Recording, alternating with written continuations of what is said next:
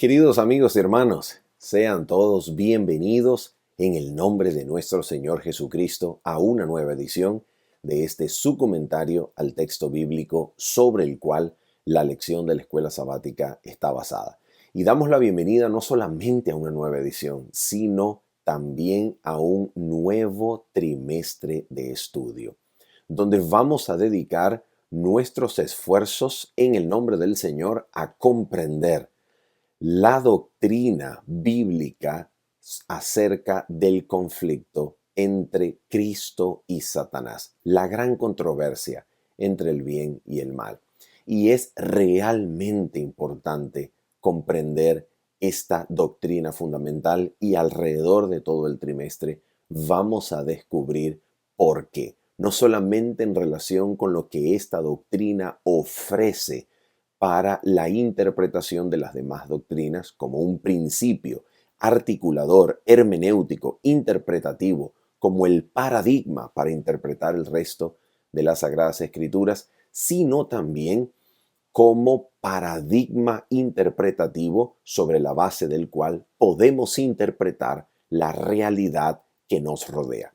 El escenario histórico, el escenario profético, nuestro día a día, nuestros problemas, nuestras ansiedades, todo es necesario que sea interpretado sobre la base de esta doctrina y enseñanza bíblica fundamental, sobre la base de la controversia entre Cristo y Satanás o la controversia entre el bien y el mal. Y vamos entonces a introducir nuestra lección el día de hoy con nuestra primera lección, comentando los textos bíblicos de la lección número 1 titulada La guerra detrás de todas las guerras.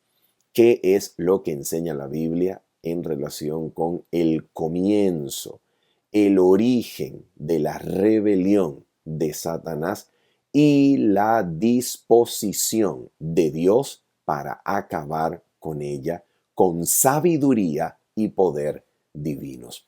Eso es exactamente lo que vamos a hacer el día de hoy.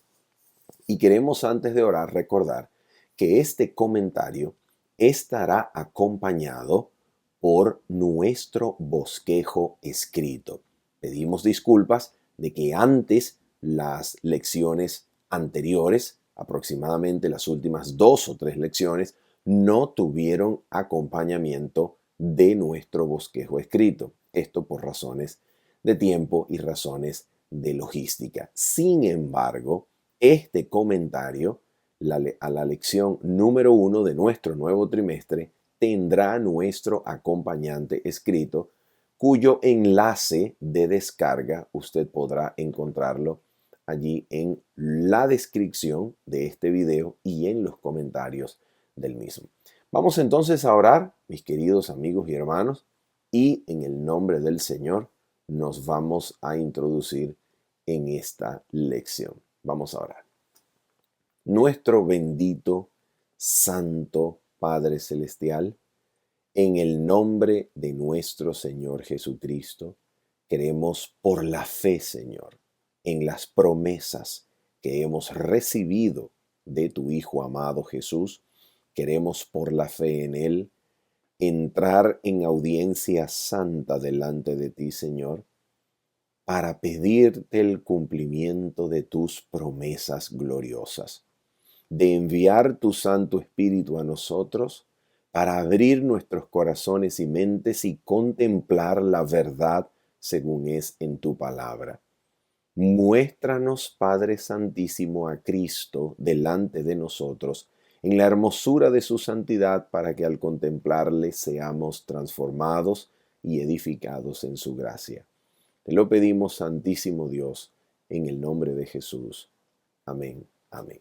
Muy bien. Vamos entonces a introducir nuestro comentario al texto bíblico con una pregunta fundamental. Y esta es probablemente la pregunta que nos muestra la importancia de la comprensión correcta de la doctrina bíblica del conflicto de los siglos.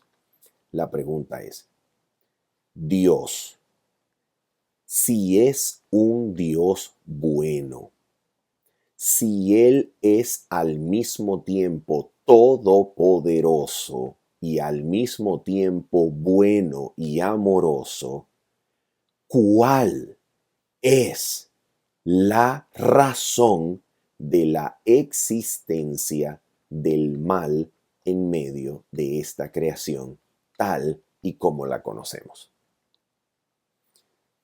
Esta pregunta en el idioma latín, si Deus unde malum, si Dios es, si Dios existe, ¿de dónde el mal? Era la pregunta que los filósofos en la época medieval hacían a los teólogos cristianos. Y es la pregunta que la mayoría de las veces causa ansiedad a las personas que intentan presentar y defender la visión o la cosmovisión que incluye a Dios como parte de la comprensión de la realidad. Cuando una persona intenta convencer o habla con una persona que se reconoce a sí misma como un ateo o como un agnóstico, esta pregunta es la pregunta esencial. Si Dios es bueno y al mismo tiempo todopoderoso, ¿de dónde pues tenemos la existencia del mal en esta creación? La respuesta a esta pregunta es la necesidad teológica, sistemática y coherente de el conflicto de los siglos como una doctrina bíblica que viene a explicar, que viene a dar razón de la existencia del mal sobre la base de una premisa fundamental.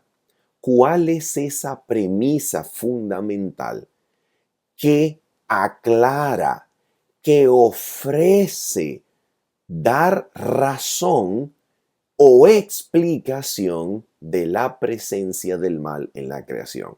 Esa premisa fundamental es que Dios es amor y el amor genuino, para ser realmente amor, para ser verdaderamente lo que es, el amor requiere la libertad para su existencia.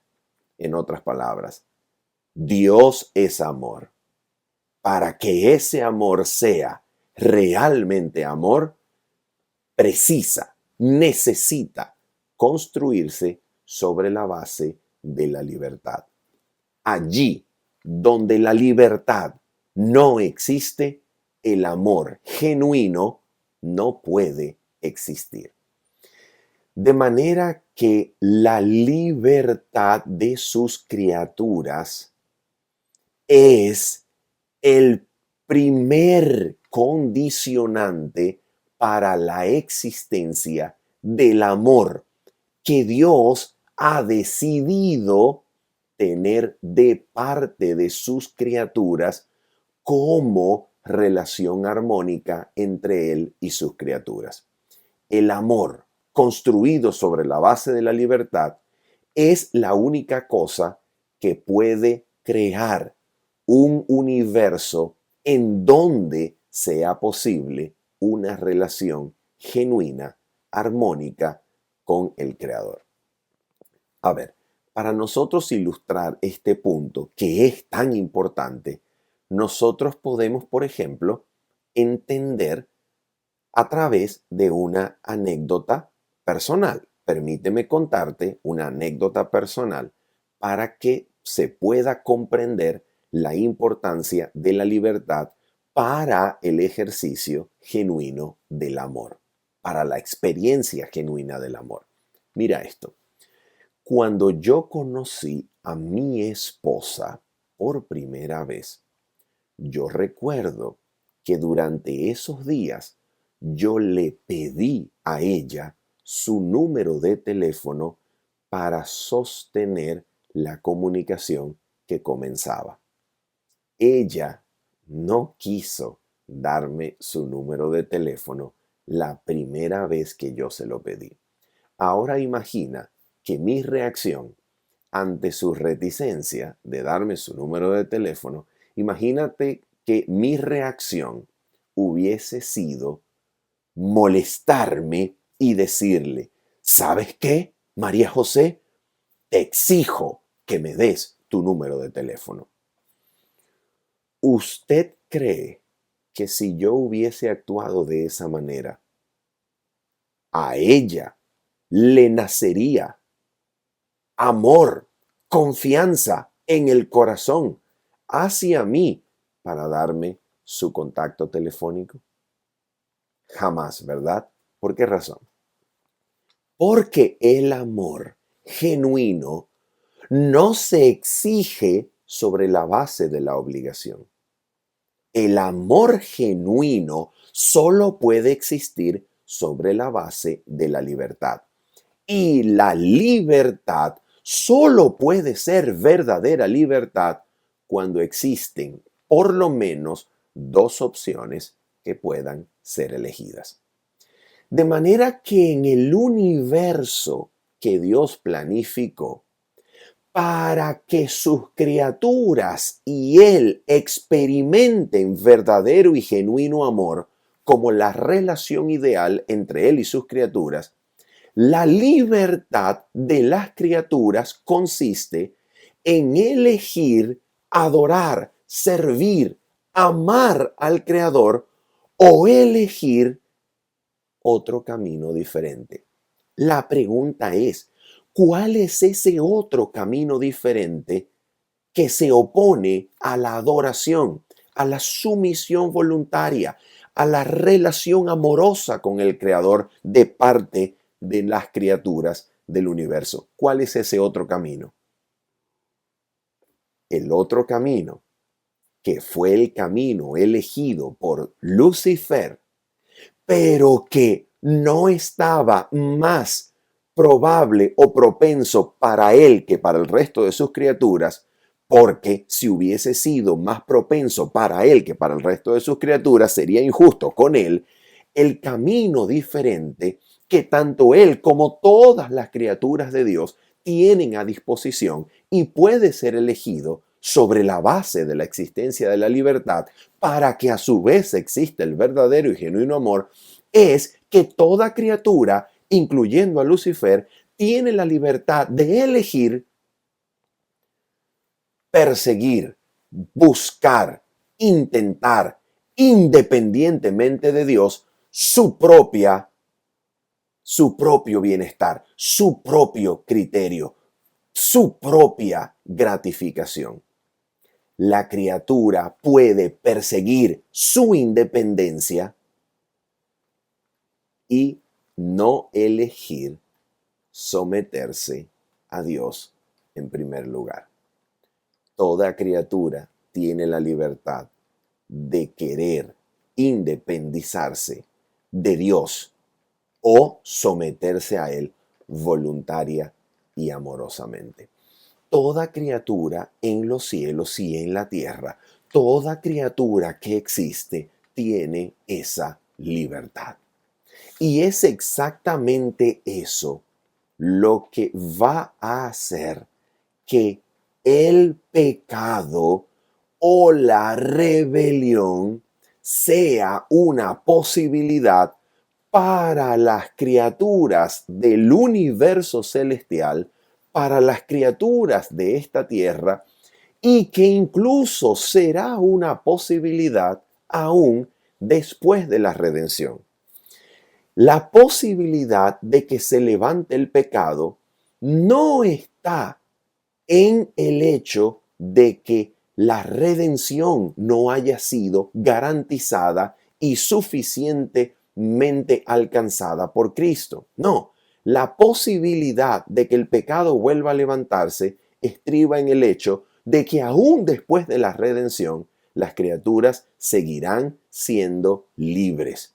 ¿Y por qué razón el pecado no volverá a levantarse después de acabada la historia de la redención? No porque las criaturas no tengan libertad, sino porque habrán comprendido por intermedio de Cristo, que Dios es absolutamente bueno, y en la contemplación de Cristo y sus heridas, sus marcas por la eternidad, comprenderán por siempre que Dios es amor y elegirán voluntariamente someterse en agradecido amor delante del Creador por haber conocido su carácter de amor por medio de Cristo. Cristo y lo que Él hizo es la garantía de que el pecado nunca más volverá a levantarse, pero no es la pérdida de la libertad. Toda criatura seguirá siendo libre para elegir independencia, gratificación, para elegir defender, perseguir el propio criterio personal o la sumisión voluntaria y amorosa a Dios. Y eso es exactamente lo que inicia la gran controversia. ¿Qué nos enseña la Biblia acerca del inicio de ella? Vamos a leer Ezequiel capítulo número 28 y el versículo número 12 de allí en adelante. Antes de leer esta parte del profeta Ezequiel, es necesario notar que en el versículo número 12 leemos lo siguiente. Vamos a leer. Dice así: Hijo de hombre, levanta endecha, lamentación, un canto fúnebre. Levanta endecha sobre el rey de Tiro y dile, paréntesis, ¿cómo es que nosotros utilizamos este texto para hablar del inicio de la gran rebelión entre Cristo y Satanás, cuando este texto es una endecha que históricamente se dirige al rey de Tiro? ¿Tenemos nosotros justificación bíblica para leer en el rey de Tiro una descripción de Satanás en vez de un personaje histórico concreto y limitarlo allí? Sí, tenemos justificación. ¿Por qué razón? La razón es que cuando usted lee las palabras que vamos a leer a continuación, usted puede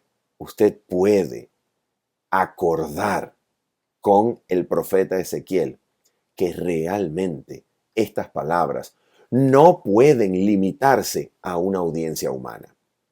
El rey de Tiro no encarna históricamente todo lo que el profeta dice en este capítulo. ¿Por qué razón? Bueno, porque se habla de que este ser a quien se refiere Ezequiel 28 a partir del versículo número 12 es un ser que habitó en Edén, en el huerto de Dios, en el monte de Dios estuviste. ¿De qué manera el rey de Tiro puede haber estado en Edén, en el monte de Dios? ¿De qué manera el rey de Tiro puede ser llamado querubín grande? La realidad histórica de este pasaje es que esta es una descripción que trasciende, que va más allá del personaje histórico del rey de Tiro, al cual el profeta Ezequiel está dirigiendo su endecha. Probablemente, con toda seguridad, Ezequiel toma el rey de Tiro como una referencia histórica que al mismo tiempo brinda la oportunidad de dirigirse a aquella mente que está detrás del rey de Tiro, aquella mente que había enemistado al rey de Tiro en contra del pueblo de Dios, y es Satanás. Vamos a descubrir aquí las palabras que el profeta Ezequiel nos brinda, que pueden iluminar el comienzo de la rebelión, el comienzo de la rebelión satánica. Mira lo que dice aquí. Versículo número 12. Hijo de hombre, levanta endechas sobre el rey de Tiro y dile, así ha dicho Jehová el Señor, tú eras el sello de la perfección, lleno de sabiduría y acabado de hermosura. Mira esto es muy, pero muy importante. Atención con esto. Satanás, o mejor dicho, Lucifer, antes de rebelarse, había sido creado perfecto, como el sello de la perfección y la hermosura. Si Lucifer hubiese tenido algo menos de lo que le fue concedido, por lo menos, Satanás hubiese podido decir que la razón de su rebelión estribaba en una posición inferior. Pero no, ni siquiera existe esa posibilidad, ni siquiera Satanás tiene esa excusa para dar cuenta y razón de su rebelión. La rebelión satánica sencillamente no tiene causa, no tiene razón de ser. No hay excusa para el pecado ni para el mal. Si se encontrase una excusa o una razón para la existencia del mal y del pecado, esto equivaldría a defender el pecado y el mal, y esto dejaría de ser malo, dejaría de ser pecado. Precisamente porque la rebelión no tiene ningún sentido, porque no hay razón de ser, continuará siendo para nosotros un misterio. La rebelión, el pecado y el mal no pueden ser excusados ni explicados. No tiene función. Dios no lo pensó para su gloria. No está pensado, diseñado, planificado por el Creador.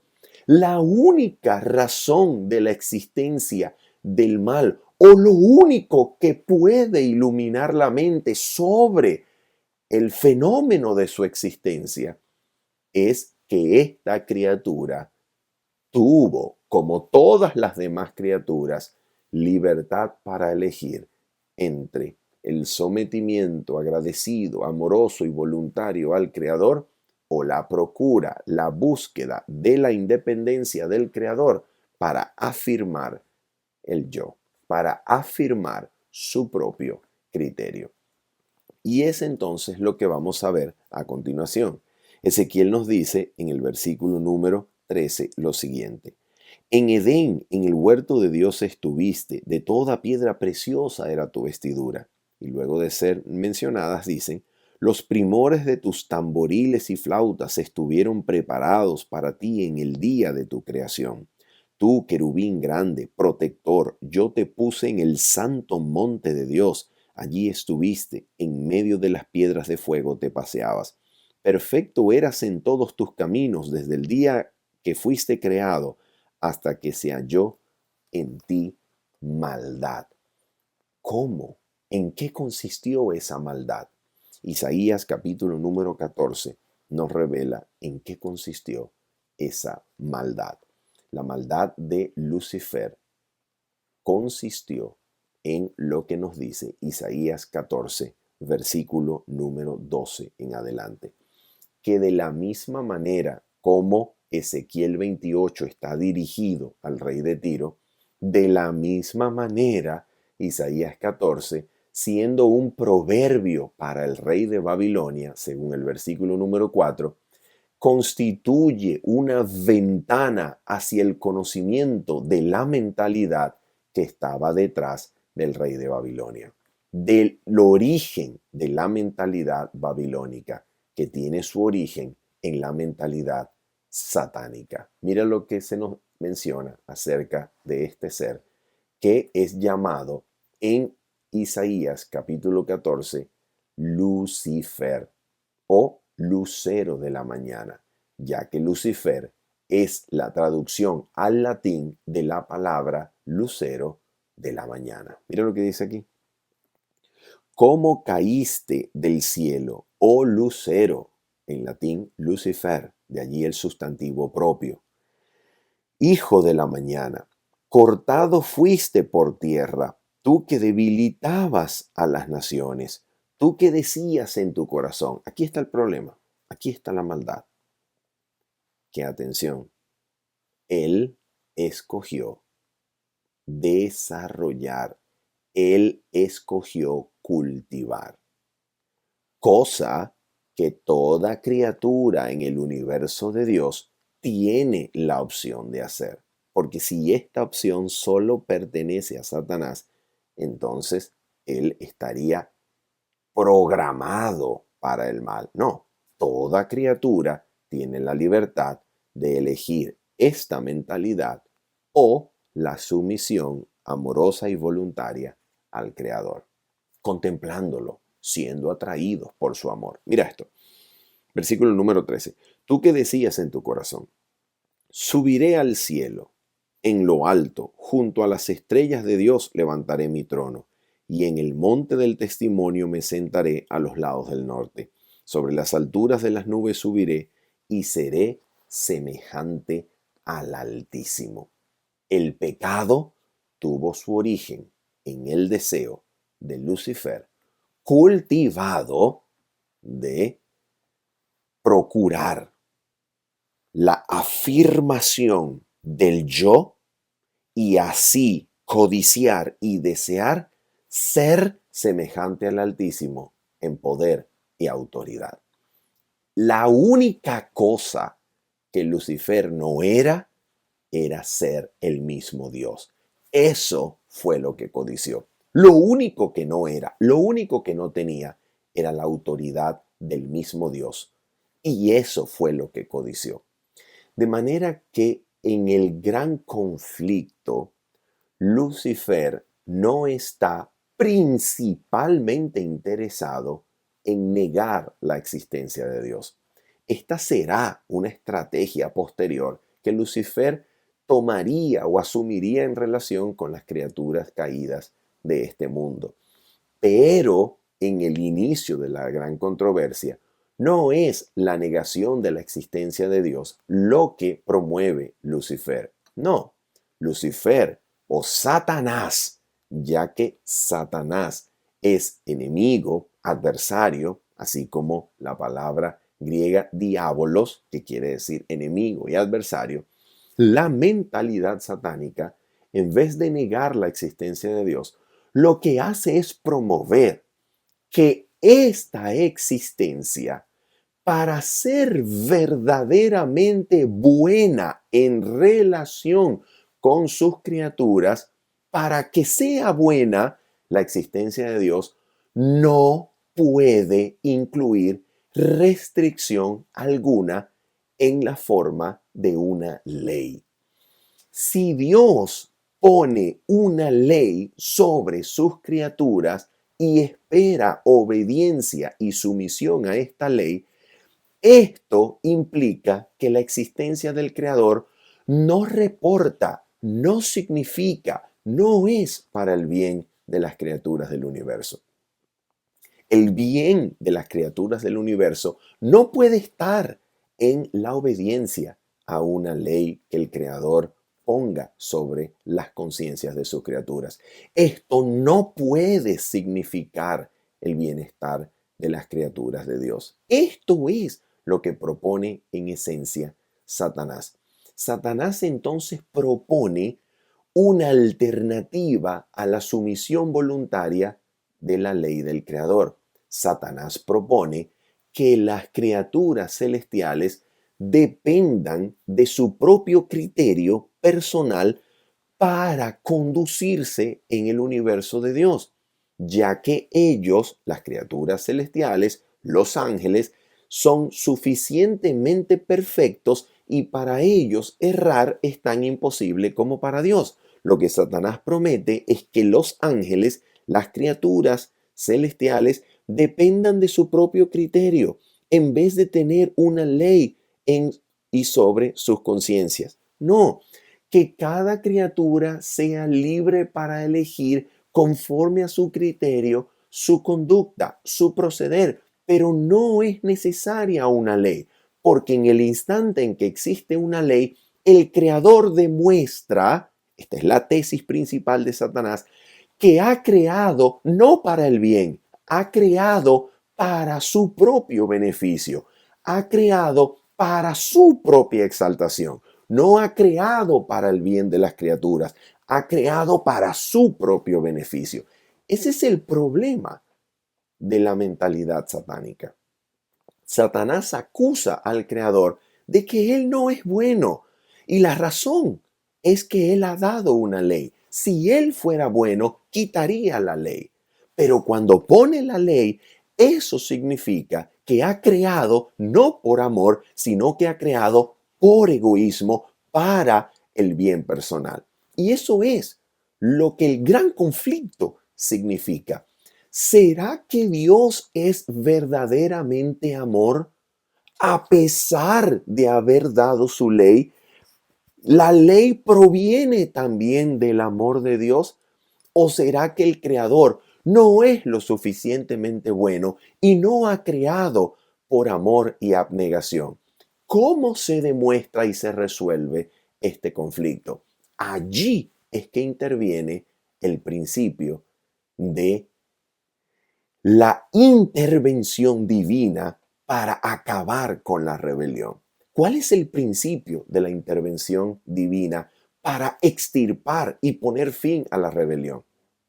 No puede ser la fuerza, porque si Dios con fuerza gana la rebelión, entonces la semilla de la rebelión quedará para siempre sembrada en los corazones de aquellas criaturas que por miedo o temor escogieron someterse. La duda acerca de la bondad y el carácter de Dios quedaría siempre presente. Dios no elige la fuerza, la autoridad, la obligación para ganar la controversia y mucho menos reúne a los ángeles para matar a Satanás delante de ellos y mostrarle el destino que le espera a los rebeldes. Dios no actúa de esa manera. Dios no es de esa manera. Su carácter no es así. Su carácter no le permite actuar de esa manera. ¿Cuál es el principio entonces de la intervención divina que extirpará para siempre la rebelión? La premisa fundamental es que solo el amor engendra amor. Solo el amor engendra amor, como solo la vida engendra la vida.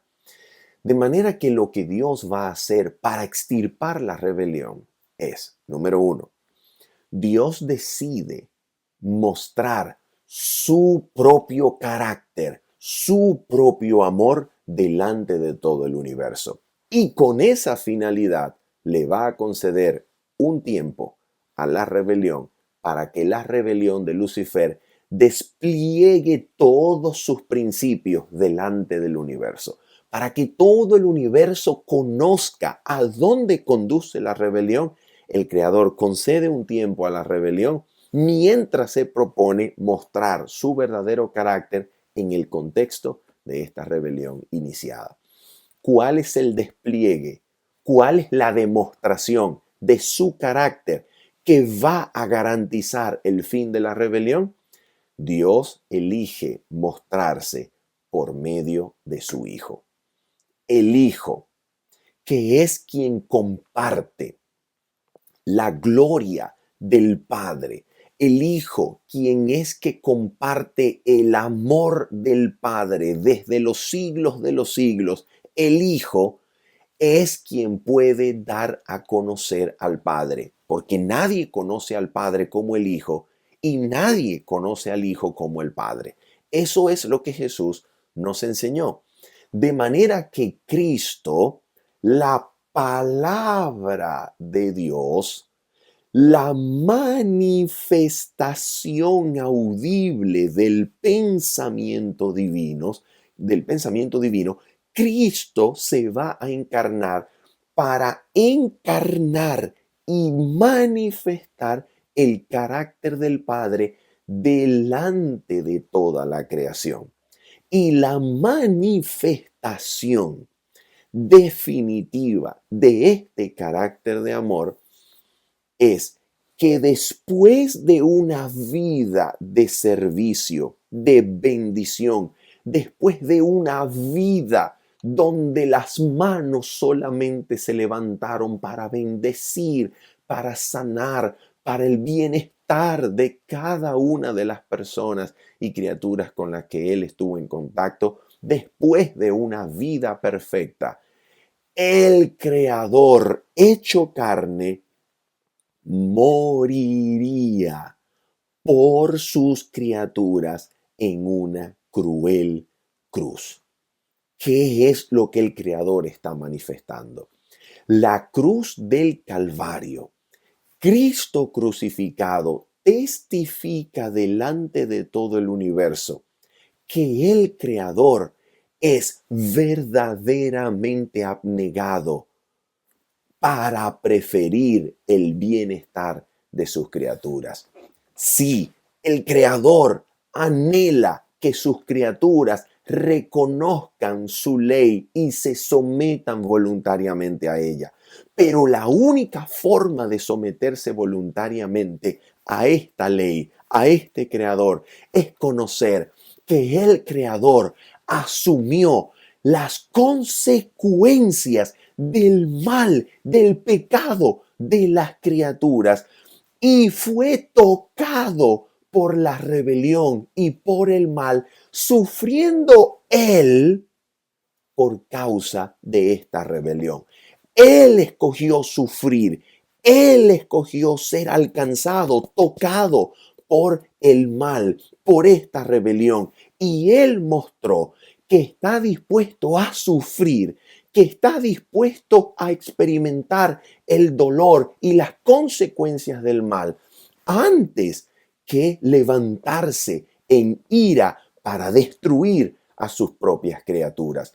Él escogió ser alcanzado por la rebelión y sufrir para que sus criaturas que aceptan y se someten a su amor y a la manifestación de su propio carácter, que es su ley, puedan vivir para siempre en un universo donde la rebelión, el mal, será extirpado. En la cruz, Cristo gana el derecho legal de mostrar que Satanás es mentiroso y su fin último es ser destruido para el bien y la justicia en el universo. En la cruz, Dios muestra que es amor y suficientemente abnegado para el bienestar de sus criaturas. En la cruz, las criaturas de Dios pueden comprender que es para su bien, para su mayor gozo, que su gozo, su bien consiste en someterse a este Creador que nos ama tanto.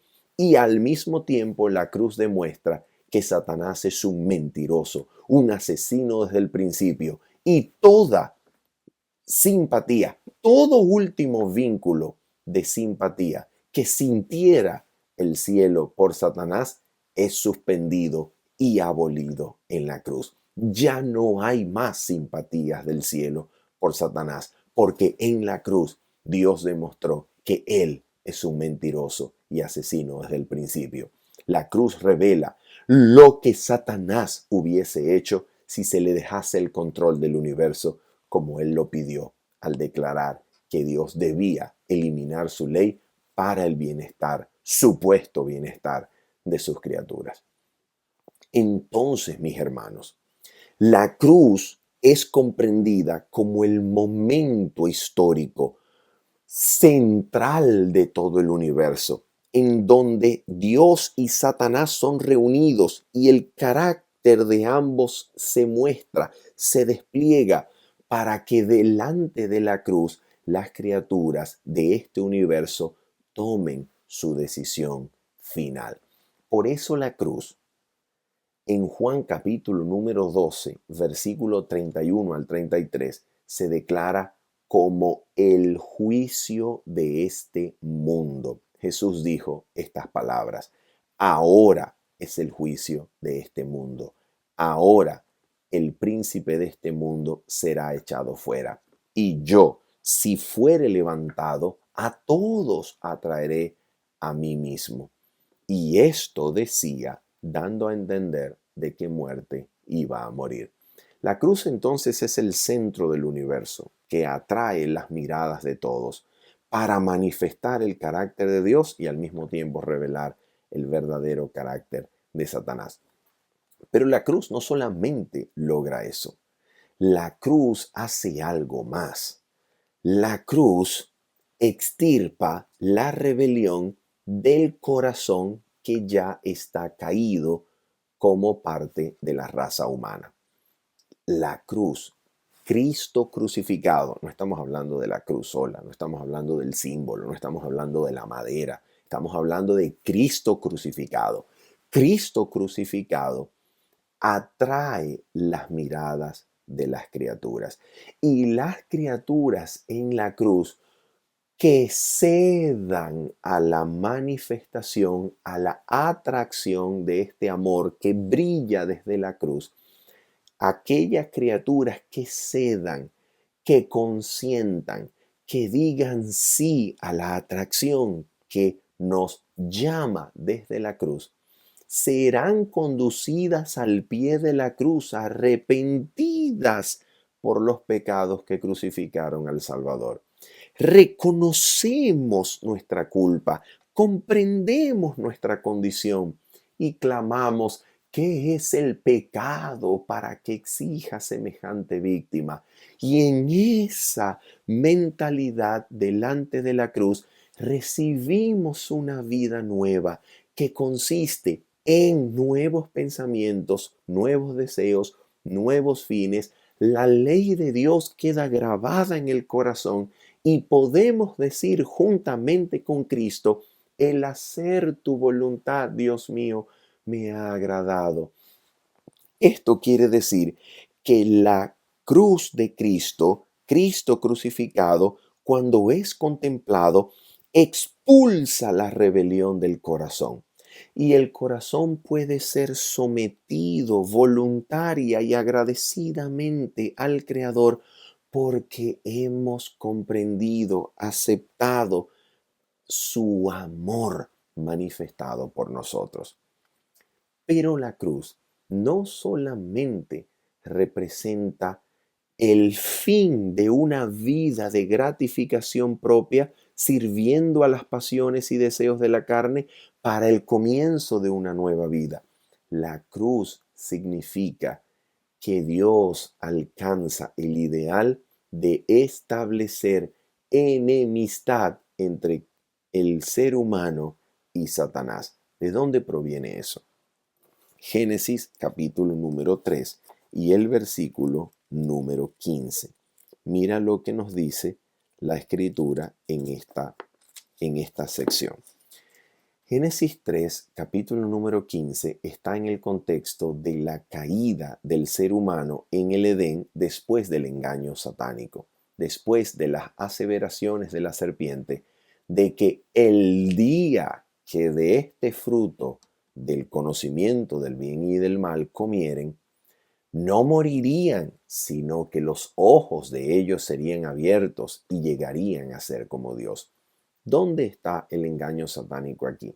Satanás les intenta hacer creer, lográndolo, lamentablemente, que la desobediencia al Creador era la fuente de la vida.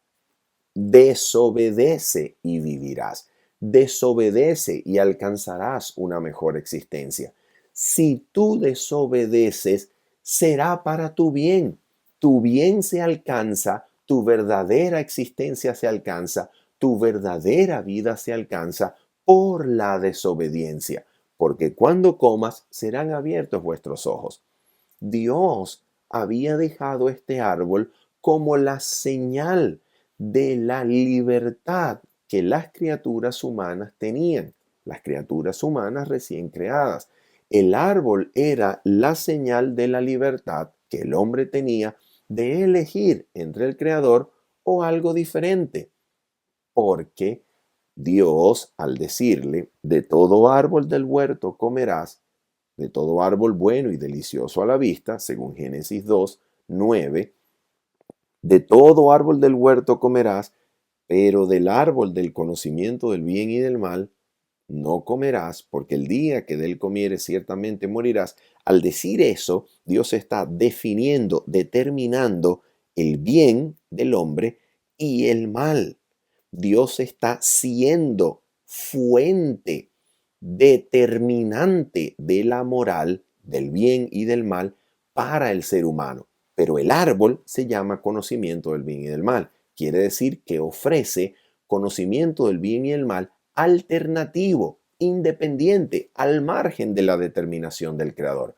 Allí lo va a tentar Satanás. Satanás va a hacerle creer al hombre que si se independiza de la determinación moral del Creador, el mismo hombre llegará a ser la medida de todas las cosas, llegará a ser Dios conociendo el bien y el mal.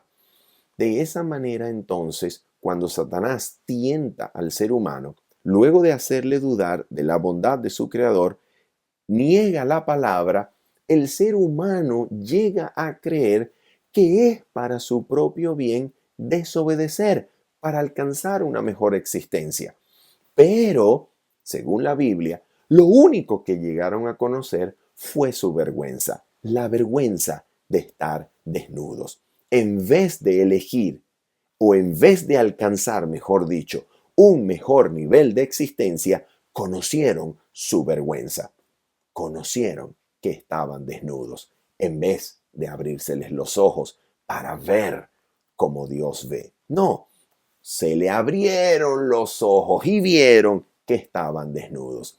Solamente conocieron su vergüenza en vez de elevar o mejorar su existencia. En este contexto, el pecado entonces produce ahora una humanidad que ya naturalmente no se somete a Dios, ni tampoco puede. Naturalmente, a partir de la caída en el pecado, el hombre y la mujer engendrarán una raza de seres a los cuales apegarse, someterse a la ley de Dios, no les es natural. El corazón natural no se somete a Dios, ni tampoco puede. Los designios del corazón natural, los designios de la carne, no se someten a la ley de Dios, ni tampoco pueden. Dios, sin embargo, promete intervenir. En Génesis 3:15, Dios nos dice lo siguiente: y pondré enemistad entre ti y la mujer. Nota que Génesis 3:15 es discurso directo del Creador para la serpiente. Dios está hablándole a la serpiente, que según Apocalipsis capítulo 12, versículo 9, es el diablo y Satanás. ¿En qué sentido esto nos ayuda a comprender el propósito de la salvación? Génesis 3:15 es el protoevangelio, la primera vez que el evangelio aparece en las Sagradas Escrituras y aparece en el discurso de Dios para la serpiente. ¿Qué significa la salvación del ser humano entonces en relación con el gran conflicto de los siglos? Significa que la salvación de la humanidad es la forma por la cual Dios vence a Satanás en el conflicto de los siglos. Al ser capaz de redimir a la humanidad, Dios muestra su justicia, su carácter y Satanás será finalmente vencido. Esta salvación de la humanidad, por tanto, incluye algo extraordinario. Enemistad pondré entre ti y la mujer. Significa que Dios, por medio de Cristo, que es el descendiente mencionado en Génesis 3:15, el descendiente de la mujer, por medio del Dios encarnado, por medio del Dios que vino a este mundo y nació de mujer, fue uno de nosotros. Por medio de este descendiente, Dios se propone crear enemistad entre Satanás y la humanidad. ¿En qué consiste esta enemistad? El pecado había hecho amigos a Satanás y al ser humano. Había creado armonía entre Satanás y el corazón humano. Pero Dios se propone por medio de Cristo enemistar a Satanás y al ser humano. ¿Qué significa? La enemistad, por tanto, significa que la intervención de Cristo en la humanidad producirá que todo aquel que crea en Él, que lo mire, todo aquel que contemple a Cristo, será puesto en la posición de volver a poder guardar la ley de Dios sometiéndose al gobierno divino y odiando el pecado. Cuando el ser humano odia el pecado y obedece a su Dios nuevamente por medio de Cristo, entonces la enemistad se consuma. El odio por el pecado y la sumisión voluntaria a Dios y a su ley es la manifestación concreta de la enemistad. Por esa razón, el mejor capítulo de la Biblia para entender Génesis 3:15 es Apocalipsis capítulo número 12, porque todos sus símbolos aparecen desde el comienzo de este capítulo. Hay una mujer, hay un dragón, que según el versículo número 9 es la serpiente antigua que se llama Diablo y Satanás. Hay un descendiente y la serpiente o el dragón también tienen descendientes que utiliza como instrumento para perseguir al descendiente y a la mujer. ¿Y dónde está la enemistad que Dios es capaz de crear por medio de Cristo? Apocalipsis 12:17 dice que el dragón se llenó de ira contra la mujer y se fue a hacer guerra contra el resto de la descendencia de ella. ¿Quiénes son? Los que guardan los mandamientos de Dios y tienen el testimonio de Jesucristo. Allí está la enemistad creada y consumada por el mismo Cristo. El descendiente de la mujer, Cristo, crea enemistad en el corazón del hombre contra Satanás, haciendo al hombre obediente de nuevo a la ley de Dios. La promesa eterna de la salvación de Génesis 3:15 incluye perdón por los pecados, porque el descendiente iba a morir, iba a sufrir siendo mordido por la serpiente a su vez, y aparte del perdón, aparte de la gracia que perdona y olvida la falta, porque fue tratada y condenada en Cristo, la gracia, la salvación, la promesa del Evangelio es poder y ayuda para volver a obedecer la ley de Dios, para que el hombre ahora sea colocado en la posición de que pueda volver a guardar la ley de Dios y así hacerse enemigo de Satanás. Quien rompe el vínculo del pecado, rompe el vínculo que lo une a Satanás. Si Cristo rompe el vínculo del pecado entre el hombre y Satanás, enemista a la humanidad con Satanás y hace al hombre odiar el pecado y volver a obedecer su santa ley. De eso, mis amigos, se trata Génesis 3:15. La enemistad, según Apocalipsis 12:17, se consuma, se manifiesta concretamente en que el remanente guarda los mandamientos de Dios. Y es exactamente eso lo que la Biblia nos enseña a lo largo de toda la historia de la redención. La redención es el vehículo por medio del cual Dios vence a Satanás en la gran controversia.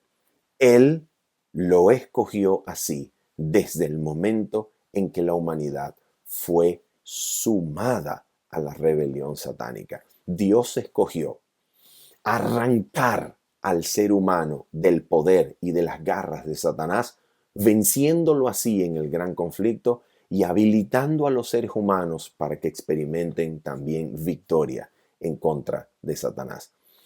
Haciendo esto, Dios revela su carácter mientras salva al ser humano y finaliza de esa forma la gran controversia entre el bien y el mal, ganando el derecho de ponerle fin por medio de la eliminación de la existencia de Satanás y sus seguidores. Dios, al final, habrá demostrado que su palabra, su amor, son verdad.